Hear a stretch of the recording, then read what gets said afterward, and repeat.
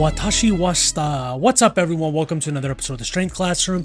Today I'm showing you an example of, I don't even know what to call these workouts now that I've changed focus, but it's like a dynamic, lighter, lower, upper, workout.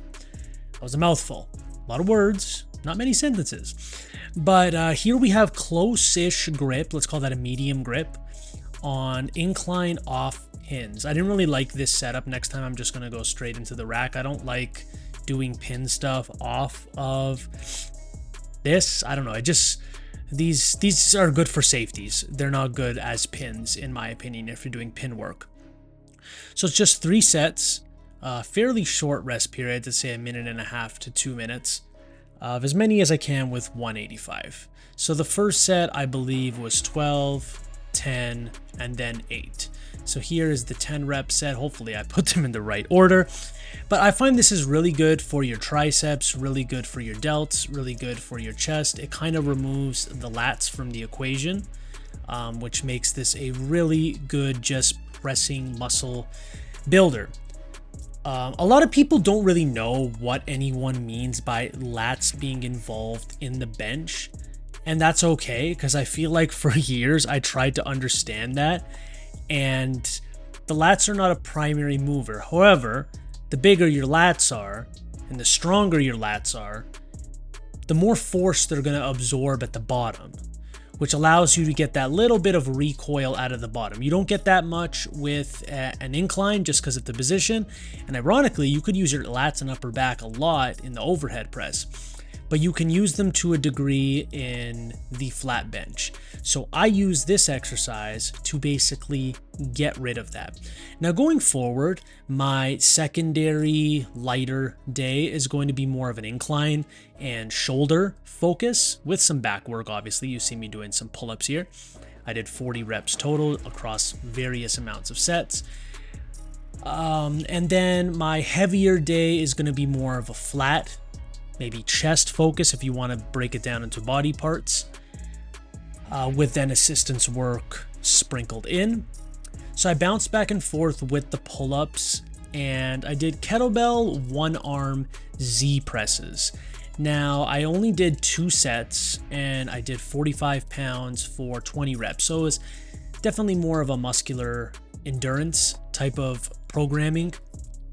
Over the course of weeks, I will, in fact, go heavier. I will talk about the type of programming I'm starting to do in a video coming up just to explain. It's not going to have like a dynamic focus and a max effort focus every week. It's going to be moved around just a tad. I know that's a mouthful, but basically some weeks are going to be GPP weeks, maybe 2-3 weeks in a row, and then some hypertrophy weeks. So just, you'll see. If you keep up with the workouts, you will see, and you'll be able to backtrack, and you'll be able to kind of get what I'm going with. But I will still have squat variations in there, deadlift variations, bounce back and forth. Some weeks are going to be heavy weight, low weight, etc., etc. It's all about just improving. If you're keeping track of what you're doing, sets, reps, weight, etc., you're improving. So this is a really good exercise. I like it because it removes leg drive. It's like a pure upper body exercise, and it's great for the core as well. Really good for the core. Abs, obliques, even your lower back to a tiny extent. And then I bounce back and forth between pull-ups. I must have not filmed myself with sleeveless shirts in a while because I didn't realize how much my upper back looks like it's grown in the last few months. Or maybe it's just me. I don't know. You guys let me know. But I feel like maybe I've lost a few pounds, maybe slight body fat loss, but my upper back looks much more defined and bigger than I last saw it. Now here's the second set of the kettlebell Z presses. Give this a shot. If you don't have kettlebells, you can do dumbbells. It's a slightly different effect, but let's not compare apples to oranges here. It's going to be basically the same movement. You're going to be sitting on the floor, you're going to be pressing with one arm and have nothing in the other arm. So it's basically the same exercise. Don't get caught up in the minute, tiny little details. Like if you have dumbbells and you don't have kettlebells, what am I going to tell you to do? Buy a whole fucking set of kettlebells? Like, no. Use what you have. The difference in gains is going to be minimal, like 5% at most. It's still a unilateral shoulder exercise, and that's how long I like to rest between arms. If the exercise is not heavy, if I'm going for a really heavy, like let's say 6 rep max on a one arm press, I'm obviously going to rest more because I feel like I will need it. You will rest however long you think it needs, you think your body needs, for the upcoming performance. Now, this is something I literally just made up with my knowledge of anatomy. If you lean to the side, you're kind of getting a lat contraction. And if you row from a cable that's kind of high up, you're rowing back and down. So if you combine all those movements together, you're going to get a pretty wicked lat pump. Now, this is not a huge builder, but if you just want to pump up your lats, this is a great exercise.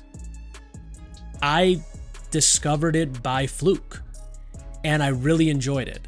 I suggest everyone gives this a shot. I just did a couple of sets of 15 to pump up my lats, and near the end of my workout.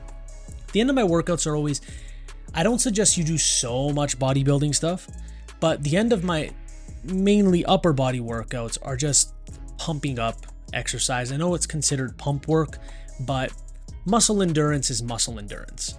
So here I'm doing some rear delt raises on my chest supported row. I'm holding the kettlebells a different way just to see how it feels. I might make a video. I'm doing some experimenting with the different ways you can hold kettlebells for different exercises, how they can hit different muscle groups. I think I just said don't worry about the minute little details, but I feel like if you don't have access to certain equipment, you can modify the equipment you already have, such as you see here. I'm doing these hammer curls and I'm holding the kettlebell in a completely different way. Does it matter?